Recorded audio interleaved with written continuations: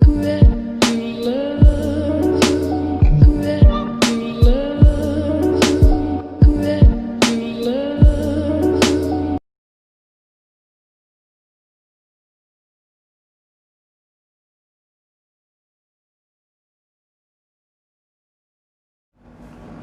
Morning dear friends and welcome to my channel that is माइडियो science. और मैं चंद्र प्रकाश आपके साथ शेयर कर रहा हूँ केमिस्ट्री के lecture chemical kinetics unit number 4+2 class की हम पढ़ रहे हैं डियर स्टूडेंट्स। और कल हमने एक मेथड पढ़ा था that is called as graphical method.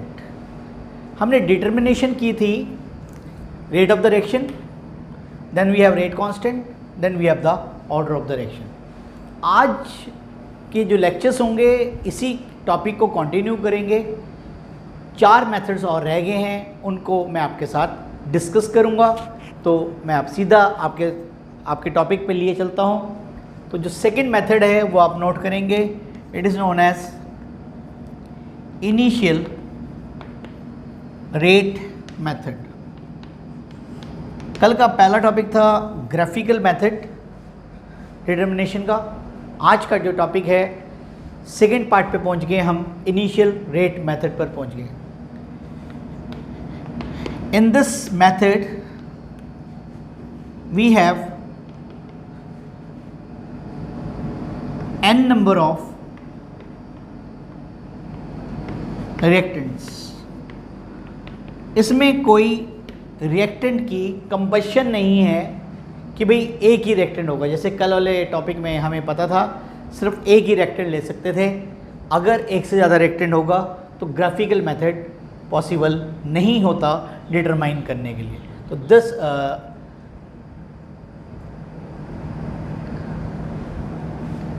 This method we have n number of reactants. We condition क्या है, we must know the initial concentration of the reactants।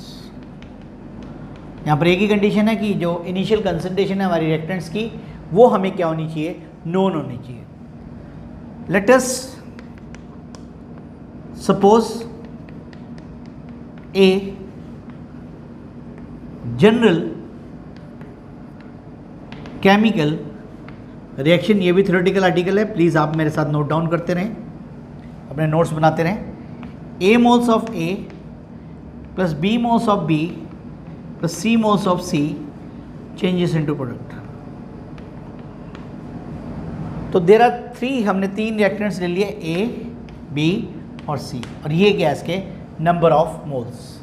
तो अब हम यहाँ पर जनरल कंडीशन के अंदर रेट लॉ एक्सप्रेशन लिखेंगे जो इस प्रकार से होगा, rate of the reaction will equal to के ए की power small a dot b की power small b dot c की power small C.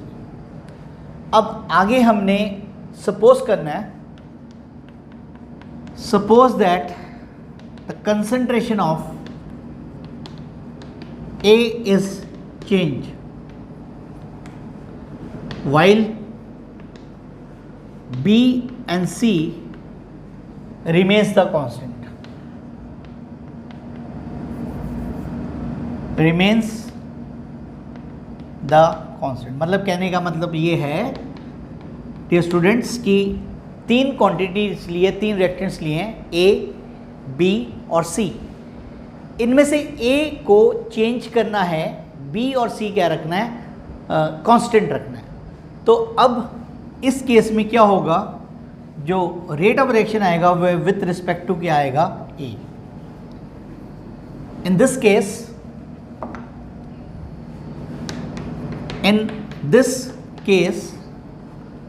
the rate of the reaction is with respect to A only. Similarly, when we change the concentration of B, A and C remains the constant, स्थिर रहेंगे, then the rate of the reaction will be with respect to B and so on. And so on का मतलब दोबारा ये बात नहीं लिखेंगे कि भाई सी को चेंज करते हैं तो ए और बी कांस्टेंट रहता है, तो रेट ऑफ रिएक्शन किसके ऊपर निर्भर करेगा, सी के ऊपर करेगा। अब आपने 3 पॉइंट्स यहाँ पर सपोज करना है। Suppose that concentration of A is double. आपने क्या किया, कंसंट्रेशन ए को डबल कर दिया। The rate of the reaction becomes 4 times. कितने गुना हो जाएगा, 4 गुना हो जाएगा, 4 टाइम्स हो जाएगा रेट ऑफ रिएक्शन। क्लियर हो गया। इसका मतलब क्या हुआ, rate of the reaction is equal to के, ए की पावर क्या आ गई, ट्वाइस। क्यों किया बेटा, क्योंकि ए को डबल करने पर रेट ऑफ रिएक्शन क्या हो गया, 4। तो अगर ये 2 होगा तो ये क्या हो जाएगा, 2 का स्क्वायर क्या हो जाएगा, 4 टाइम्स। आगे समझ कैसे किया मैंने, दोबारा बता रहा हूँ। ए को डबल किया तो ए को डबल करने का मतलब हो गया 2a का स्क्वायर किया तो क्या हो जाएगा, 4। तो रेट ऑफ द रिएक्शन क्या बन जाता है, 4 टाइम्स। अब सेकेंड पार्ट में लिखेंगे, ये हमारी अपनी एजम्पशंस हैं। बी की कंसंट्रेशन डबल की गई सेकेंड नंबर पे। Suppose that the concentration of B is double, the rate of the reaction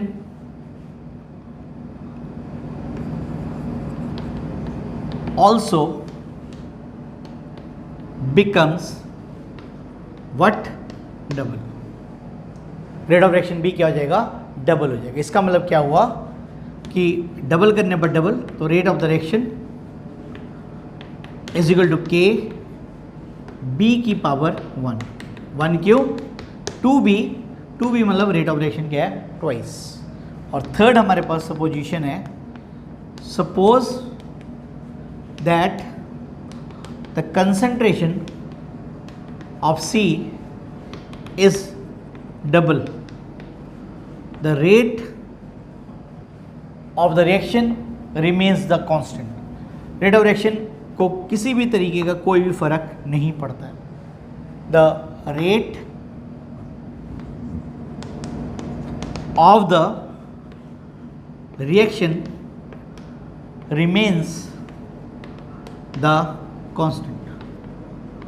ये क्या रहता है, सेम रहता है बेटा। तो क्या हो गया, rate of the reaction is equal to k, C की पावर क्या हो गई, 0।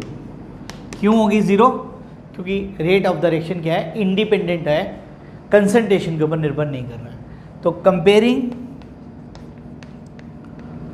Equation 1, 2 and 3, the overall rate will be, overall rate कैसे निकालेंगे, तीनों इक्वेशनों को कंसीडर करते हुए। तो क्या आएगा बेटा, देखो आप तीनों को लिख देंगे। A rate of the reaction is equal to के, ए की पावर ट्वाइस, बी की पावर 1, सी की पावर 0। तो order of the reaction will be n is equal to 2 plus 1 plus 0, 3 आ गया। तो order of the reaction comes out to be third order reaction. तो ये था हमारा इनिशियल रेट मेथड, जिसके अंदर हमने सीखा कि हमें इनिशियल कंसंट्रेशन पता होनी चाहिए, तो हम इससे निकाल लेते हैं। तो we have third order reaction. तो this is the second method to determine the rate, rate law, rate constant and order of the reaction. Now अब हम थर्ड आर्टिकल पे जाएंगे। थर्ड आर्टिकल हमने ऑलरेडी किया हुआ है, इसके बारे में सिर्फ थोड़ी सी ब्रीफ बताया जाएगा। इंटीग्रेटेड रेट मेथड, जो इंटीग्रेशन वाली हमने की है, जीरो ऑर्डर की निकलवाई थी, फर्स्ट ऑर्डर की निकाली थी, हाफ लाइफ की निकाली, जिसके हम न्यूमेरिकल्स ऑलरेडी कर चुके हैं। आर्टिकल अब आ रहा है, इसका नाम है integrated rate method. Integrated rate method is the next article. This is the method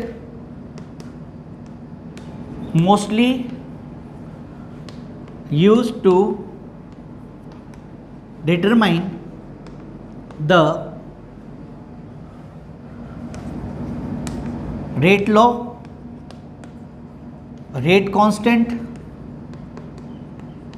and order of the reaction by simply integrating the equation, integrating the equation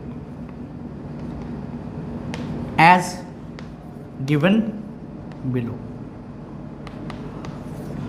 तो अब कैसे किया है, इसकी स्टार्टिंग बिल्कुल वैसी डेरिवेशन है जो मैंने फर्स्ट ऑर्डर की करवाई थी, वही लिखना है। Let us suppose that, let us suppose that the initial concentration of the reactant is A moles per liter when t is equal to 0 second. जब टाइम क्या हमारा 0 सेकेंड है, तो ये कंसंट्रेशन हमने क्या ले ली, A moles per litre. After t is equal to t second comma x moles, x है ये, moles per litre of the reactant changes to product. किस में चेंज हो रहा है, प्रोडक्ट के अंदर चेंज हो रहा है। Therefore, the final concentration will be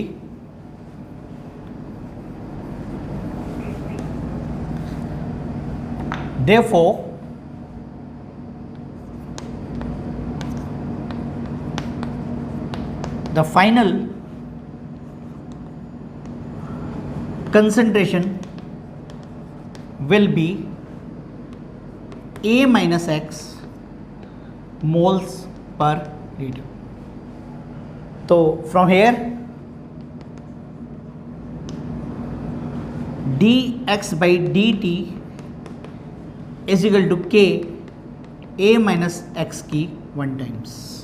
ये फॉर फर्स्ट ऑर्डर रिएक्शन होगा,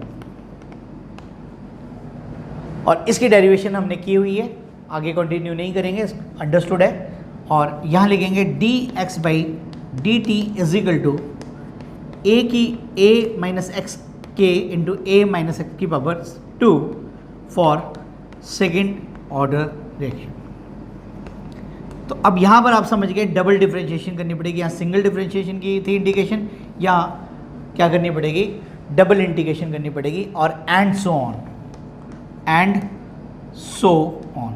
एंड सो ऑन मतलब थर्ड ऑर्डर के लिए यहाँ पर वैल्यू क्या आ जाएगी, 3 आ जाएगी, फोर्थ ऑर्डर के लिए क्या आ जाएगी, 4, और उस इक्वेशन को आपने mathematically by the method of integration solve करना है। तो this is the integrated rate method. तो ये भी आपको आर्टिकल क्लियर हो गया होगा। अब हम पढ़ेंगे बेटा fourth article is half life period method. Next method is fourth method. We have half life period method. Half life period method क्या है ये मेथड, कैसे करेंगे? In this method we use the half life period relation. Half life period relation. The half life period for nth order reaction will be, क्या है बेटा? T half is proportional to 1 upon initial concentration A naught की power n-1. आप जानते हैं कि जो T half होता है it is independent of initial concentration. तो फर्स्ट ऑर्डर के लिए n की वैल्यूज़ 1 आएगी, 1 - 1 क्या हो जाएगा 0. तो ये फैक्टर क्या हो जाएगा, कांस्टेंट हो जाएगा. तो इसलिए nth ऑर्डर के लिए लिखा है ये हमने. तो अब आपने सपोज करना है 2 टाइम्स लेने हैं, एक T1 और एक T2. देखो कैसे. This is the first equation, let it be first equation, derivation है, नोट करेंगे आप मेरे साथ. T half 1 is proportional to 1 upon A naught 1 n-1. Let it be question number second. अब T सेकेंड 2 हाफ लाइफ ले ली हमने, is proportional to 1 A naught 2 n-1. Let it be question number 3. अब आपने क्या करना है, सेकेंड को थर्ड से डिवाइड करना है. Dividing equation second by 3, dividing equation number second by 3, we get क्या आ गया, T half 1 T half second is equal to बेटा ये ऊपर आ जाएगा, ये नीचे रहेगा. तो A naught 2 n-1 A naught 1 n-1. Clear हो गया होगा. अब ये आप देख रहे हैं ये कॉमन है, इसको कॉमन ब्रैकेट्स पे ले लिया, बड़ा bracket. A not molar concentration के लिए यूज़ करें A2 A1 और ये पावर जो है बाहर आ गई. तो late it B equation number 4. इस इक्वेशन को हम क्या मान लेते हैं 4. अब क्या करना है, taking logarithm on both sides. ध्यान से करनी है डेरिवेशन, बिल्कुल सिंपल सी डेरिवेशन है. हाफ लाइफ मेथड है ये, आपको पढ़ाया जा रहा है. Taking logarithm on both sides, equation number कौन सी 4th, we get log to the base e t 1/2 t 1/2 second. और ये मैं यहीं पर स्टेप कर देता हूँ. n-1 क्या हो गया, बाहर आ गया, पावर थी.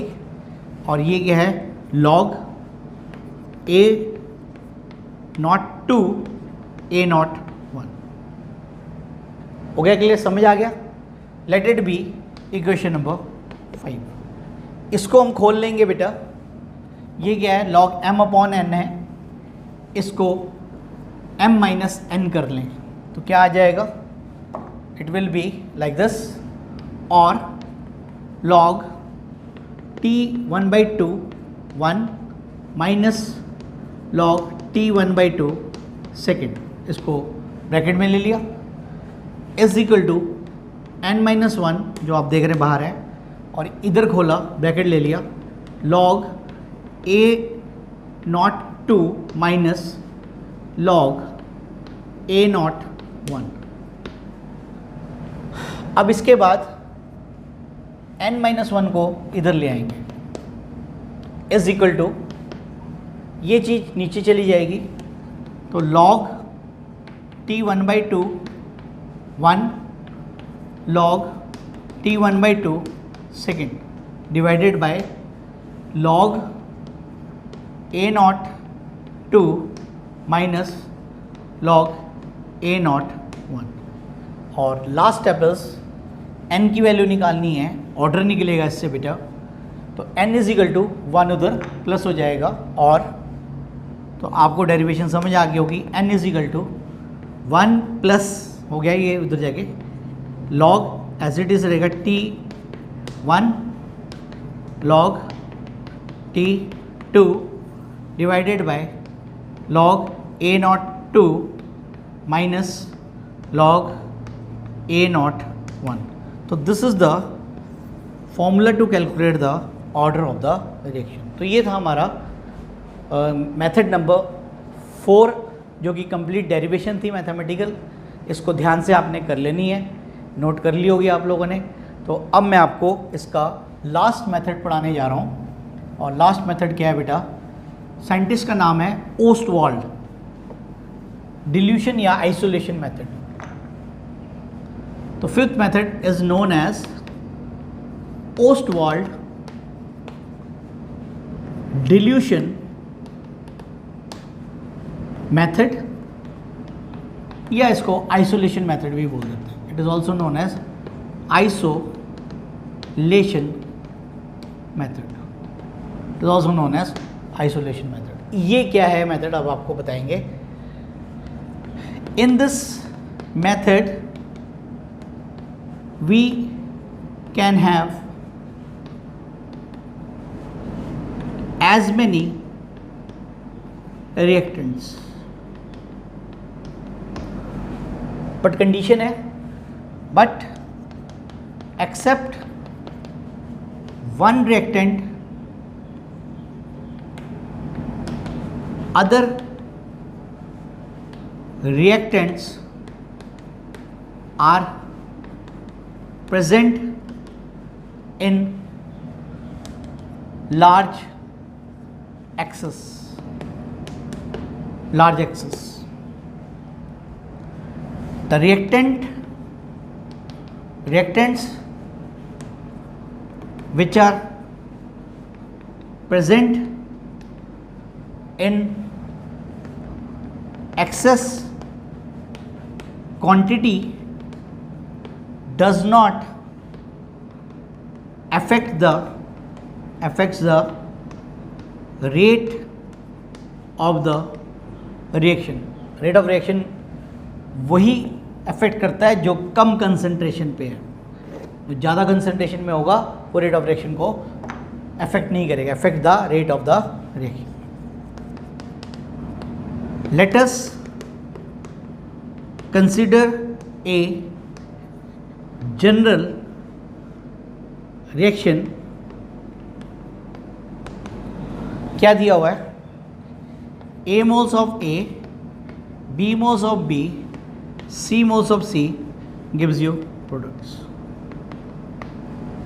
अब अल्फा, बीटा एंड गामा लेना है, आर द